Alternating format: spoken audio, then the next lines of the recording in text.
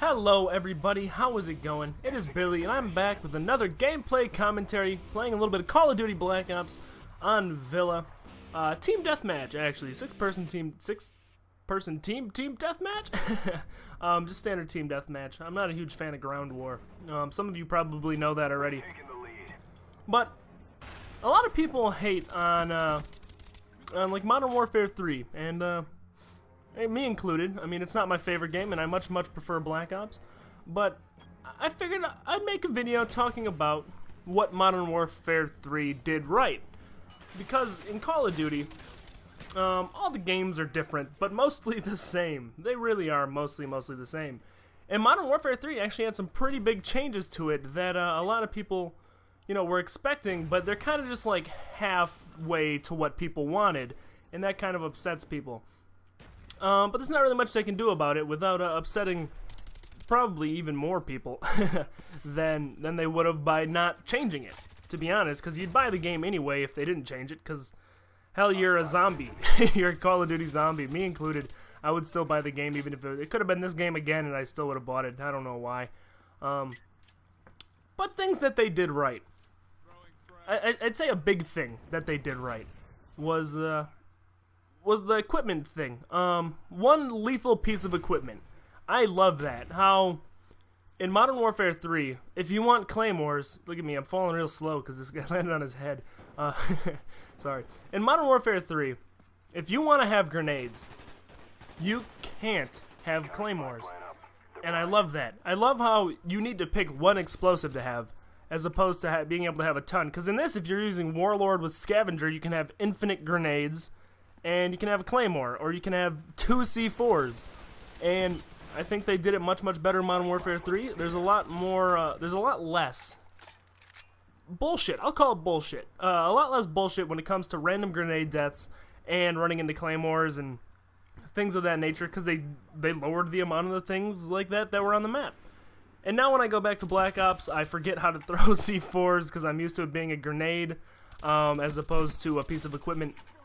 Which is I guess it's not hard to get used to. I just always forget, and then I go from Black Ops to Modern Warfare 3, and I think I have 2 fucking C4s, and I don't. I only have 1, which gets me killed more often than I wanted to. But I think they did that right. They did a very good job of balancing how many deaths you get from explosives. Thank you very much, Infinity Ward, for doing that. I really do appreciate that. And another thing that they did right that I don't think that anybody really gives them, recognition for. They don't realize that they did it because they're not used to it. Ghost was a really overpowered perk in Black Ops. You had Ghost Pro, you couldn't get shot at by turrets, you couldn't get shot at by any air support, and you were off the UAV. They split that up into 2 separate perks. Which, I mean, you can still have all the added effects of having that without on your player, but you lose something. You can't have it with anything else. You pick 2 perks, and then you can have what used to be 1, which that's also very nice of them to do that. And after I started playing Black Ops a little bit more, I realized how glad I am that they took Final Stand and made it a death streak. Because if it were a perk, it would be so much more annoying. Like in this, you run into people that every time you shoot them, they fucking lay on the ground, they wipe their asshole on the ground like they got shit stuck in their crack, and they try and get it out, right? They just scoot around, and then their friend comes and revives them. God, I fucking hate that shit. Because I was, like, sometimes I use, like, the MPL with, rapid fire. If I knock someone down in a Final Stand, or second chance in this, it takes my entire clip to kill them. Actually, sometimes I'm like 1 bullet short from killing them, because it shoots too goddamn fast, and they're invincible for that time when they're falling. So thank you for making that a death streak. Next game, I hope it's gone, it's not in the game anymore, but I'm glad it's a death streak as opposed to a perk, because so many more people would use it. I'm glad that shit is fucking out of here. I cannot stand that. But they did do something wrong when they added in Dead Man's Hands. It's like an even worse version of it. Yeah. Except, I don't think, can you come back to life if you have Dead Man's Hands? I don't really know how that works. I never used it. I mean, I have a couple times, but I don't usually use it. So I'm not really sure what's all up with that.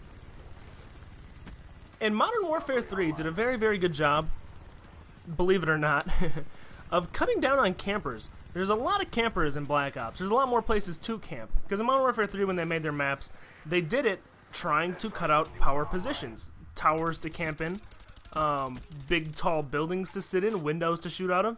And they did a good job of it. They did a really good job of making sure that you could not just sit in a building and rack up kills. I mean, sure, you still have your campers. You're always going to have that in first-person shooters because it is honestly the smartest way to play. It is the best thing for your KD. But they did a good job of cutting back on it. But that's all we got time for. Thanks a lot, guys, for watching this video. I really hope you enjoyed it. If you did, please leave a like. And I upload content mostly daily. So feel free to subscribe if you want to see some more. Thanks a lot, guys. I'll see you guys tomorrow.